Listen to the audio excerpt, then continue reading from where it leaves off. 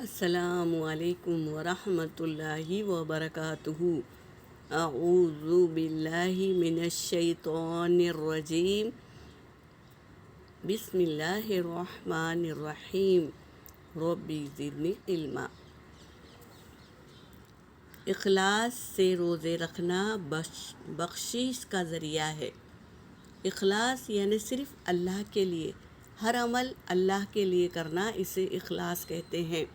حدیث پاک کا مفہوم ہے، رسول صلی اللہ علیہ وسلم نے ارشاد فرمایا، جس نے رمضان کے روزے ایمان اور خالص نیت کے ساتھ رکھے، اس کے پچھلے گناہ بخش دیے گئے۔ یعنی جو ہماری زندگی میں گناہ ہو چکے، اللہ تعالیٰ اسے بخش دیتے ہیں۔ جب ہم اخلاص کے ساتھ صرف اللہ کو راضی کرنے کے لیے روزے رکھے تو ہمارے پچھلے گناہ بخش دیے جاتے ہیں۔ یہاں پر میری حدیث ہو گئی۔